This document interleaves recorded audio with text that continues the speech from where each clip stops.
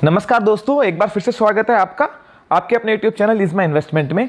Friends, NSC का stock unlisted market में सबसे ज़्यादा ट्रेड होने वाला स्टॉक है और इन्वेस्टर्स के मन में ज़बरदस्त एक्साइटमेंट है एनएससी के आईपीओ को लेकर। लगभग 8 साल से ये आईपीओ रुका हुआ है। अभी लास्ट वीक एनएससी का आईएसआईएन सेबी ने अनफ्रीज किया है, यानी कि शेयर्स फ्रीली जो है ट्रांसफ़र हो सकते हैं। उससे पहले ट्रांसफ़र प्रोसीजर बहुत लंबा था, मल्टीपल अप्रूवल्स थे और उसमें 4 से 6 महीने का टाइम लग जाता था। यहाँ पर फ्रेंड्स अब ये बात उठने लगी है कि एनएससी का आईपीओ कभी भी आ सकता है। एनएससी की ट्रेडिंग वॉल्यूम अचानक से लास्ट वीक बहुत बढ़ गई आईएसआईएन के अनफ्रीज होने के बाद। आज के इस वीडियो में हम बात करेंगे कि एनएससी का आईपीओ कब आ सकता है, एनएससी का फंडामेंटल एनालिसिस और किस रेट पर यह आईपीओ आ सकता है, फ्यूचर फोरकास्ट क्या है, इस बारे में डिटेल में हम बात करेंगे। फ्रेंड्स, एनएससी की अगर बात करें तो अभी जो है unlisted platform Planify, unlisted zone, अनाला कैपिटल, प्रिसाइज 1650 से लेकर 1700 के बीच में एनएससी का शेयर बेच रहे हैं। अगर आप ज़्यादा क्वांटिटी लेते हैं तो रेट कम हो जाएगा, कम क्वांटिटी लेते हैं तो रेट ज़्यादा हो जाएगा। अगर फ्रेंड्स आप में से कोई एनएससी का शेयर खरीदने का इच्छा रखता है, खरीदना चाहता है, तो आप दिए हुए नंबर पे हमें व्हाट्सएप पे कांटेक्ट कर सकते हैं। हमारी टीम आपको बेस्ट रेट प्रोवाइड करा देगी। फ्रेंड्स, एनएससी की अगर हम इनकम ब्रेकडाउन की बात करें तो majority of revenue NSC transaction charges से कमाती है। इसके अलावा डेटा सेंटर और ऑपरेटिंग इन्वेस्टमेंट इनकम से भी ठीक ठाक इनकम इनको आती है। एनएससी ने quarter on quarter, Y on Y जबरदस्त जो है रिजल्ट्स जो है पिछले क्वार्टर्स में दिए हैं, जिसके बाद में अनलिस्टेड मार्केट में एक बड़ी री रेटिंग एनएससी के शेयर की हुई है। क्वार्टर 3 FY25 की मैं बात करूं तो एनएससी ने लगभग 4400 करोड़ का रिवेन्यू क्लॉक किया, जिसमें नेट प्रॉफिट 3800 करोड़ के आसपास का था। कुछ एडजस्टमेंट्स भी थे नेट प्रॉफिट में। 9 मंथ्स FY25 की हम बात करें तो 15,000 करोड़ की इनकम पे लगभग 9500 का नेट प्रॉफिट जो है एनएससी ने कमाया है। 38 रुपये के आसपास का ईपीएस क्लॉक किया है। फ्रेंड्स, एनएससी का शेयर, अगर हमने आगे वीडियो में इस बारे में बात भी करी है कि बीएससी के कंपैरिजन में थोड़ा सस्ता लगता है। डिटेल में आगे हम एनएससी के फाइनेंशियल को डिस्कस करेंगे। एक न्यूज़ थी एनएससी में कि सेबी का जो कंसल्टेशन पेपर था, एनएससी ने जो अपनी एक्सपायरी डेट है उसको थर्सडे से चेंज करके मंडे कर दिया था, जो 4 अप्रैल से लागू होने वाला था। अभी लास्ट वीक थर्सडे को सेबी का कंसल्टेशन पेपर आया, जिसमें ये क्लियर कर दिया गया कि ट्यूसडे या थर्सडे 2 एक्सपायरी डेट हैं और एक्सचेंजेस को इन दोनों डेट पर ही अपनी एक्सपायरी डेट रखनी होगी।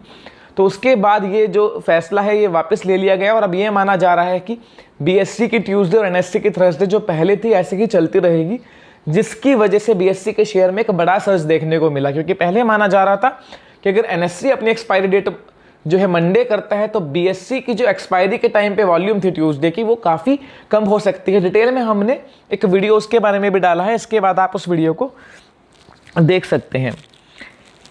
एनएससी के जो आईपीओ में जो चैलेंजेस आ रहे हैं उसके बारे में हम थोड़ी सी बात करते हैं। पहले तो एक रेगुलेटरी कंसर्न थे, कोलोकेशन वाला केस था, जिसमें इनको सितंबर 2024 में एनओसी मिल चुकी है। तभी एनएससी के वैल्यूएशन में एक बड़ा जंप देखने को मिला था, क्योंकि वो सबसे बड़ा रोड ब्लॉक था। अभी जो सेबी लगातार कह रहा है कि क्लियरिंग कॉर्पोरेशन में इनकी जो ओनरशिप है वो कहीं ना कहीं कॉन्फ्लिक्ट ऑफ इंटरेस्ट है और उसको इन्हें टाइमली रिड्यूस करना होगा, जिसको लेकर भी एनएससी काम कर रहा है। फ्रेंड्स, यहाँ पर जो है एनएससी के आईपीओ को लेके जितने ऑब्जर्वेशंस लगाए गए थे उसमें से काफ़ी क्लियर हो चुके हैं। लास्ट वीक एक न्यूज़ आई थी कि अभी भी 1.5 से 2 साल का समय लग सकता है एनएससी के आईपीओ में। अभी भी काफ़ी सारे कंप्लायंस पार्ट हैं जो पूरे होने हैं। फिर उसके बाद दोबारा न्यूज़ आई कि इतना टाइम नहीं लगेगा, 4 से 5 महीने में ये हो सकता है। अभी ये कहना थोड़ा मुश्किल है, पर मेरा एक मानना है यहाँ पे फ्रेंड्स कि जब सितंबर 2024 में कोलोकेशन वाला केस क्लोज हुआ था तभी ये बात क्लियर हो गई थी कि एनएससी का आईपीओ आएगा। हालांकि वहाँ से भी थोड़ा डेफर हो गया है। अभी एनएससी का आईएसआईएन अनफ्रीज होने के बाद तो ये चीज़ क्लियर है कि यहाँ इंटेंशंस तो बहुत पॉजिटिव है और जिस तरह से एनएससी शायद अनलिस्टेड कंपनी में सबसे बड़ी कंपनी होगी जिसमें इतने ज़्यादा पब्लिक शेयर होल्डर हैं। तो एनएससी का आईपीओ मेरा मानना है कि इस फाइनेंशियल ईयर में जो कल स्टार्ट होने वाला है आना चाहिए। बाकी देखना होगा किस तरह के डेवलपमेंट्स यहाँ पर होते हैं। लगातार जो है एनएससी बहुत ज़्यादा जो है कीन है अपनी कंपनी को लिस्ट करने के लिए, वैल्यू डिस्कवरी के लिए। तो देखना होगा कि किस तरह के यहाँ पे डेवलपमेंट्स होते हैं, पर मुझे लगता है अगले फाइनेंशियल ईयर में ये आईपीओ आ जाना चाहिए, करंट फाइनेंशियल ईयर जो कल से स्टार्ट हो रहा है। एनएससी का रिवेन्यू आप देखोगे अगर तो FY21 से 22 में 9,000 करोड़ के आसपास का रिवेन्यू था और इस फाइनेंशियल ईयर में लगभग 18,000 करोड़ का रिवेन्यू क्लॉक कर सकते हैं। तो लगभग 3 साल में रिवेन्यू डबल हुआ है और प्रॉफिट डबल से भी ज़्यादा। मेरा मानना है एनएससी 12 से 13,000 करोड़ का प्रॉफिट FY25 में क्लॉक कर सकती है। इसके अलावा फ्रेंड्स FY26 की मैं बात करूँ तो 15 से 16,000 करोड़ का रिवेन्यू और 60 से 65 रुपये का एनएससी EPS क्लॉक कर सकती है।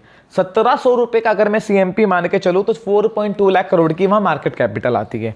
फ्रेंड्स एनएससी का शेयर FY26 की एक्सपेक्टेड 28 से 29 और अभी की FY25 की 30-31 के PE पे ट्रेड कर रहा है, जो इस तरह की कंपनी के लिए जिसका ऑपरेटिंग मार्जिन इतना हाई है 50% से भी ऊपर, काफ़ी जस्टिफाइड है, काफ़ी सस्ता है। एनएससी एक ऐसा शेयर है जिसको खरीद के भूल जाने वाली कैटेगरी में जो आता है, क्योंकि ट्रेडिंग वॉल्यूम बढ़ेगी। मार्केट का फोरकास्ट लॉन्ग टर्म में बहुत पॉजिटिव है। जितनी ज़्यादा वॉल्यूम बढ़ेगी उसका उतना ही बड़ा बेनिफिशियरी एनएससी है और बहुत बड़ा मार्केट शेयर इनके पास है। राइवल अगर हम बीएससी की बात करें जिसकी बड़ी री रेटिंग हुई है, क्योंकि अब बीएससी की भी ऑप्शन वॉल्यूम काफ़ी बढ़ने लगी है। फरवरी में ठीक ठाक 20-22% का मार्केट शेयर था बीएससी के पास में, तो वो 55 के FY26 के एक्सपेक्टेड PE पे ट्रेड कर रहा है। तो फ्रेंड्स मेरा अपना मानना है कि अगर एनएससी का शेयर लिस्ट होता है तो मार्केट इसको भी एक ठीक ठाक 45 से 50 का PE दे सकती है। और ये IPO कहीं ना कहीं मेरा मानना है अगर आता है तो 1200 से 1500 की रेंज में आ सकता है, 25-26x के आसपास, और एक बड़ी लिस्टिंग यहाँ देखने को मिल सकती है। हालांकि जब IPO आएगा तो उसका पूरा विश्लेषण किया जाएगा, क्योंकि अगर एनएससी 3.5 लाख करोड़ 4 लाख करोड़ के आसपास भी IPO लेके आती है और 10% है मिनिमम स्टेक में डाइल्यूट करती है, तो ये अब तक का सबसे बड़ा IPO जो हुंडई के IPO को भी सरपास कर देगा, वो हो सकता है 35,000 करोड़ से 40,000 करोड़ का। हालांकि अभी इस बारे में कमेंट करने में बहुत जल्दी होगी। फ्रेंड्स मेरा मानना है एनएससी एक ऐसा शेयर है जो सबके पोर्टफोलियो में होना चाहिए, बट अभी अनलिस्टेड है तो इस पर बात हम ज़्यादा नहीं करेंगे। जब ये लिस्ट होगा तो उसका विश्लेषण करेंगे। अगर वीडियो इन्फॉर्मेटिव लगी है, रिसर्च अच्छी लगी है तो कमेंट सेक्शन में मेरे को बताइए। वीडियो को लाइक कीजिए, आपके अपने चैनल को सब्सक्राइब